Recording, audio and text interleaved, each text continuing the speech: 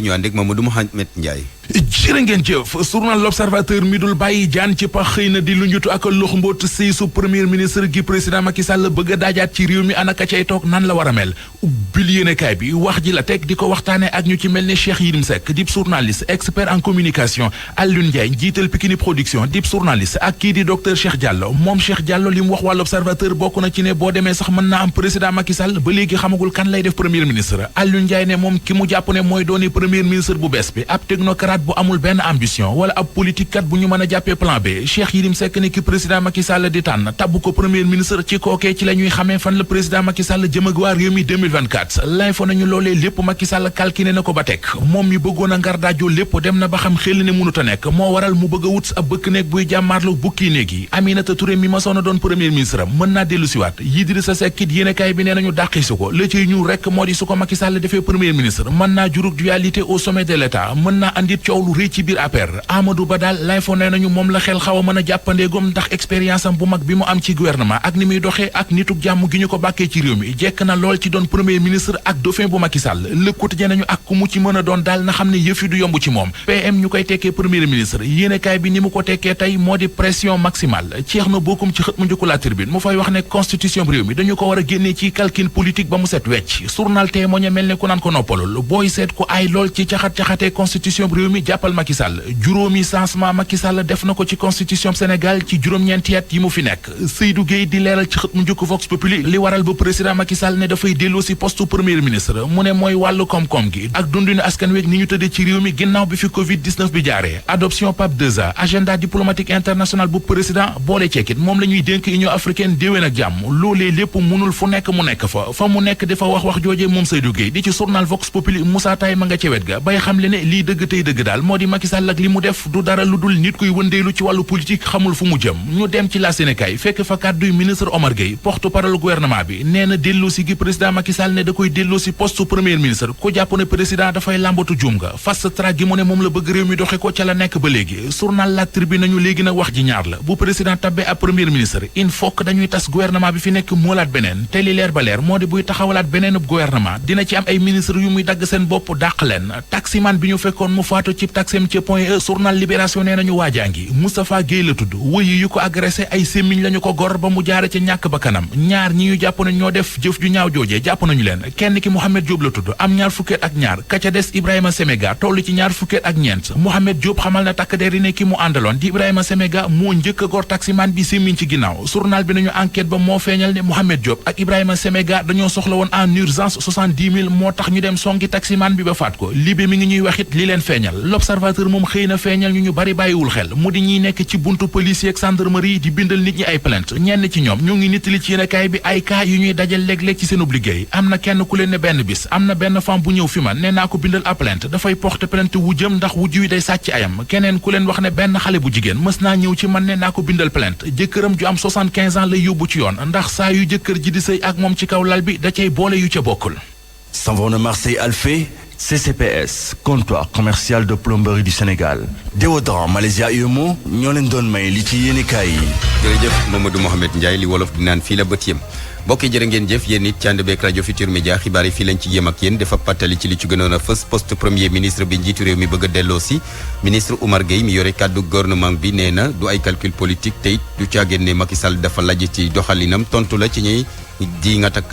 xaxarat njiitu réew mi ne dafay lambaatu Oumar Gueye ne fast track bi daal mu ngi fi ba léegi di dox di gis-gis bu teg bu Abdoulaye Makhtar Diop moom itam nekkoon fi ministre dëgëral lëkkaloo beek investissement yi ngir gën a ñoŋal càmm gi loolee mooy thème journée nationale de l'élevage gi ñu nam amal ëllëg ci samedi gi ndaje gi nag ca Daara Jolof la ñu koy amalee sàmmkat yi ne balaay autorité yi di ñëw daal faw ñu compal leen as tuut ci seen i ñaxtu bokk na ca ñàkkum financement ñàkkum aliment de bétail ba ci ñàkkum ndox Mbuur ña fay liggéey ci wàllu wér-gi-yaram ne ñu daal fii léegi fan daañu leen dégg seen i bataaxalu ñaxtu altineeg jàmm la ñu fas yéene jébbal autorité yi la leen metti ñu ne mënatuñu liggéey ci bërëb yoo nga xamante ni daal la ko wër yëpp mu ngi mel ni sabar bu tas jaaykat yi fii woto yu yàqu fii yuuxu yeeg klaxon yi di jibee fu nekk di ñëw di dal ci biir bërëbul fajookaay yi maire Mbour ne dana ca jéem dara mu doonoon xibaar yi Barthélémy Ngom doon leen ko jukkil Abdou Thiam ci machine bi Yacine Pouy moo nekkoon ci xarala gi ñu ngi leen di ñaanal jàmm mbokk te di ko sàkku ci yéen asalaamaaleykum wa rahmatullah jox leen daje ci kanam ci niké bu bàyyeekoo ci Alliance pour la République ñoom APR nag ñu ne ànd nañu bu baax ak bëgg-bëggu njiitu réew mi fas yéene delloo siwaat poste premier ministre mu di dogal boo nga xamante ni daal nee nañu dafa jëm ci wàllum renouveau institutionnel bi nga xamante ni Macky Sall jógtee nag waaye dina gën a dëggal doxal nu lii di programme gouvernement bi ñu ne nag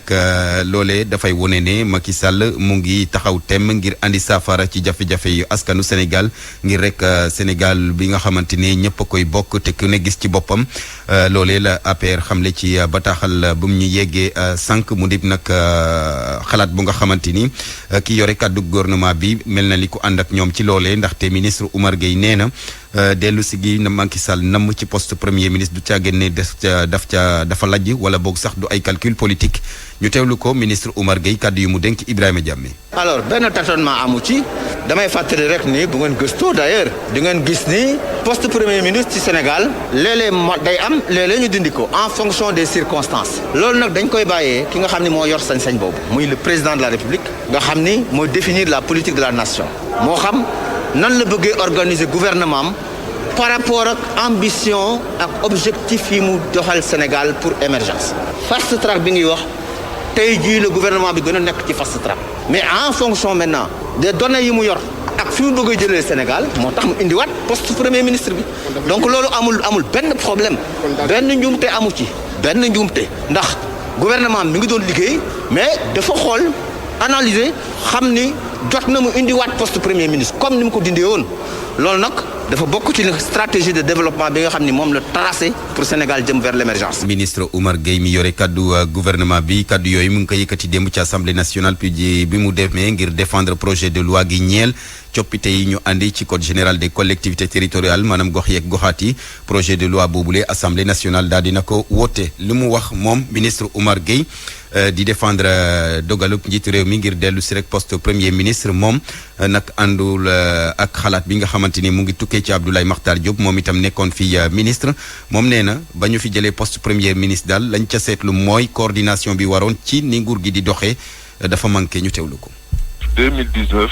waxoon naa ne mun na nekk boo dindee poste premier ministre foog nga am koo xam ne kii mooy woyale li ñuy liggéey ci gouvernement bi li ñuy ci tubaab coordonnateur. muy benn ñaareel ba fokk nga am ay ministres yoo xam ne dooleel nga leen wante ñoom tam ñu am taxawaay boo xam ne dañuy sañ a dogal te duñu xaar président de la république. ñetteel ba nga am ay directeurs généraux yoo xam ne da ngay yaatal seen liggéeyukaay jox leen dooleel ñoom tam ma nga xam ne fa ñu toll fa la ñuy àtte duñu soxla dem ci ministre bi. ma tekki ne gouverneurs yi tamit am na loo xam ne war nañ ko mën nañ leen bañ a jéggi ñu def ko fa. ndax ba Abdou Diouf di dindi poste premier ministre Jean Collin fi nekkoon am boobu taxawaay seqoo ko ay ministres yoo xam ne dañ leen jox baat ba nga xam ne liggéeyu gouvernement bi kenn ku nekk fa nga tool da nga ko fay def. loolu laa waxoon ne su fekkee ne nekk na amul du am incha allah problème pour bu ñu dindee poste premier ministre. mais bi ñu ko fi dindee ba léegi ñaari at ak genn wàll ngi ni seetal li nga xam ne yaakaaroon na ñëw war nañu ko liggéey ci ñaari weer wala ñetti weer ba léegi sottiwul du dëgg li ci des mooy ministre yi seen bopp am na ci ministre yoo xam ne boo xam ne xaaral ma gis président de la république xaaral ma gis président de la république toogaguma fii bi ci des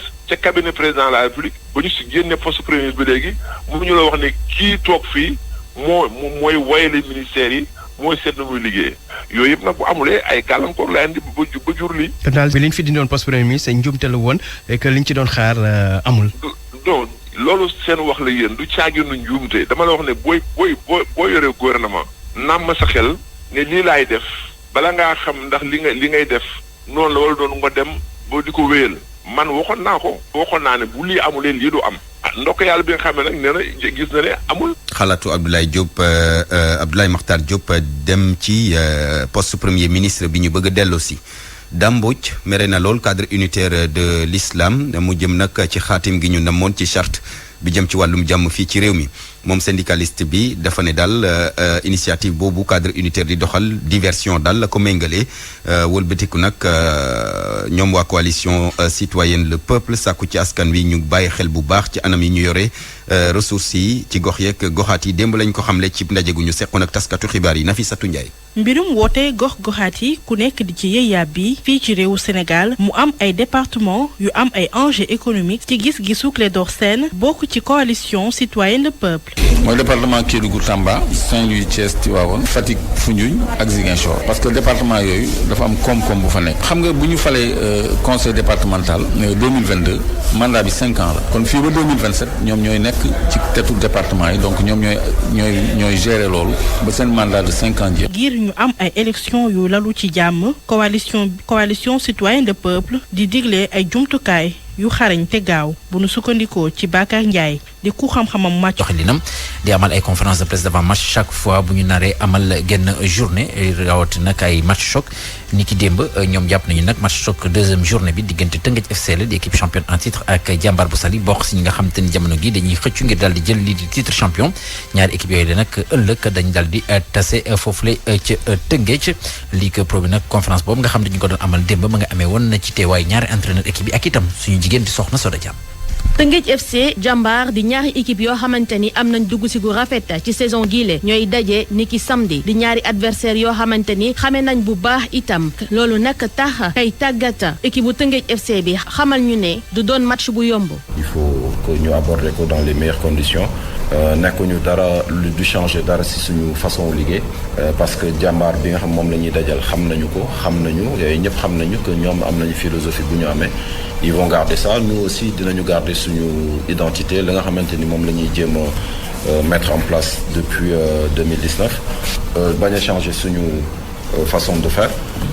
ñaari équipe la yoo xamante ni souvent duñu refuser le jeu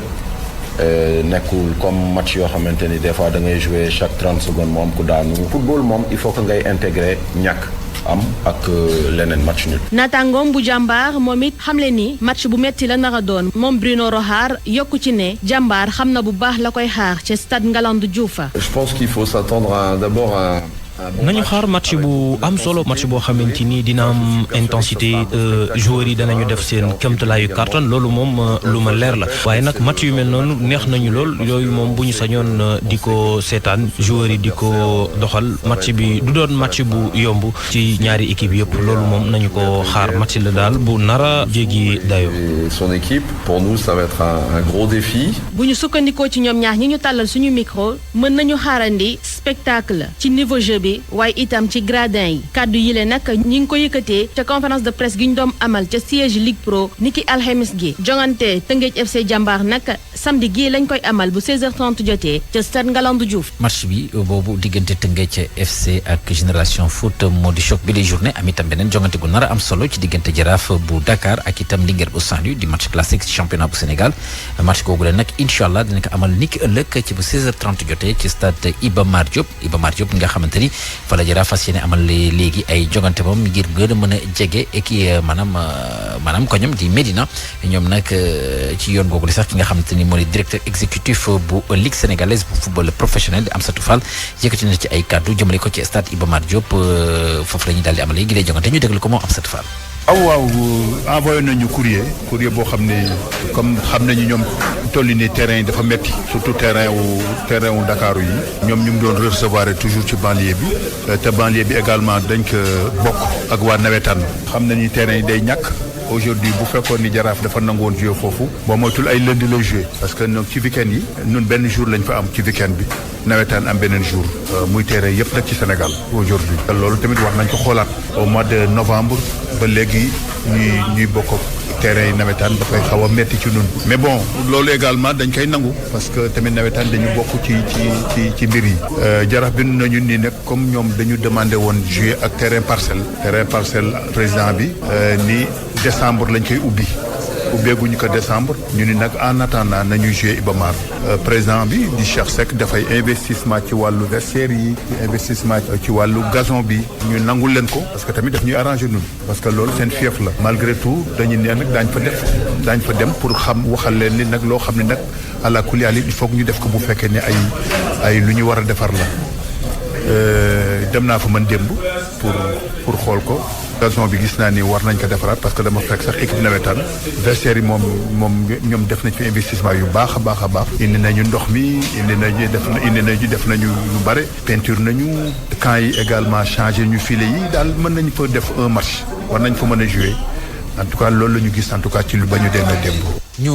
daal di ko jeexee léegi wàllu football ci biti réew ak Ligue Europa 5e journée bi avant dernière journée bi démb la ñu ko doon amal ci jàngat nag jàppale ni Olympique bu Marseille moom daal di nañ ko éliminé gannaaw bu mu ñàkkee démb ci Turquie diggam ak ñi di waa Galatasaray ñeenti bal ci ñaar googu la match nag ki nga xamante ni moo di Cheikh Bamba Dieng jot na fa football ba mu jeex sax jot a créé ab penalty Marseille daal di réduire score bi Papa Gueye moom daal dina génn ci seconde période bi geneen jongante diggante Lokomotiv bu Moscou ak Lazio bu Rome Lazio moo ko daal di daan ñetti bal ci dara Dinamo Zagreb ak Racing Club bu Genk ca Belgique dañoo daal di match nul un but partout West Ham United moom qualifié na ci wàllu 8e de finale gannaaw ba mu daanee ñi di waa Rapid bu Vienne ñaari bal ci dara Betis Séville daal di daan ñi di waa Ferencváros ñaari bal ci dara Bayer Leverkusen ak Celtic Glasgow di doomu Écosse ñetti bal ci ñaar la ko doomu Allemagne yi daal di daan Manchester United jamono gi ña ngay waxaale te sax daal di nañu de ko kii di doomu Allemagne bi di Ralf Rangnick moom mi nga xamante ni dana daal di assurer poste intérimaire daal di fa wuutu ki nga xamante ni moo di Michael Carrick moom di Ralf Rangnick moom di doomu Allemagne dama leen ko waxee jamono gi nag moom moo di directeur football bu Lokomotiv Moscou ci Russie fi mu toll nii nag la ñu xam ne moo di waxtaan bi dana wéy ci diggante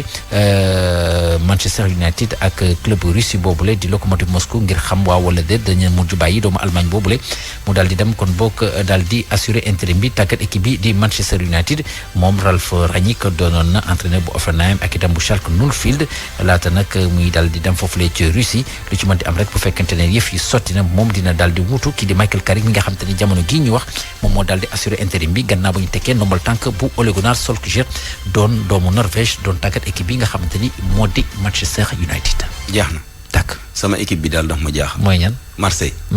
léegi championnat daal moo nu des. man de jàpp naa ne de championnat bu France. man dama jàpp ne ba tey niveau bi dafa des. buñ ko comparé ak yeneen championnat yi. c'est évident. waaw dama gis ne dafa des lu bëri performance su sama équipe bi laay wax. waaw ma nga noonu Marseille ma nga noonu PSG ma nga noonu mën nañoo jàpp ne mooy toj championnat bu Paris. waaye gis nga bu génnee bu tase ay équipe yu mel ni ay Manchester City équipe Angleterre si ngay gis différence bi. waaw niveau France ak niveau yeneen. championnat du benn jaajëf Diagne jaajëf. RFM rajo askan wi. xibaaru aada yi ñu ànd ci Kana Rocha. maa ngi leen di nuyu mbokk yi bibliothèque bu université Cheikh Anta Diop bu Ndakaaru mu ngi dalal ni ki démb ak léegi benn exposition bu ñu jegleel bindkat guyanais bi di René Maran mu di ay document yoo xamante ne lu ëpp fukki at bibliothèque universitaire bi mu ngi koy denc yeneen i leeral ak Amadou Anta Samb nekk conservateur de bibliothèque nekk itam commissaire exposition bi. René Maran boobu bi mu fiy jugee en 1960 daf fi bàyyi benn bibliothèque c'est-à-dire ay téere yu bari téere yoo xam ne moo ko bind ak loxoom li ñuy wax manuscrit wala mu tàppe ko ci machine tuddee ko tapiscrit téere yooyu nag bi mu fi jugee dem si yàlla soxnaam comme xaritu Léopold Sédar Senghor loon te xam na Senghor ni mu mel ci livre mu ne lii de bu ma ko joxee Senghor dina si kontaan Senghor kontaan trop après jël document yooyu may ko université Dakar depuis booba document yi ñu garde ko fii depuis 65 ba léegi tey am na juróom fukki at ak juróom benn 56 ans. exposition bi kon mu ngi bokk ci xew-xew bi ñu jégleel téeméeri at gannaaw bi René Maran bindee téere bu siiw bi di Batuwala amoon ci sax prix Goncourt ci atum 1921 professeur Mamadou Ba mooy ki taxawal bile xew-xew moom moo ñuy leeral lan moo waral doxalin gi. coopération internationale que ñun université dañu am relation ak yeneen université yu nekk France yu nekk Guyane ak yu nekk Antilles ñoom dañu lëkkandoo pour mën def colloque bi ndaxte René Maran daf ñu intéressé ñun comme africain ndaxte Senghor ak Aimé Césaire ñi nga xamante ne ñoo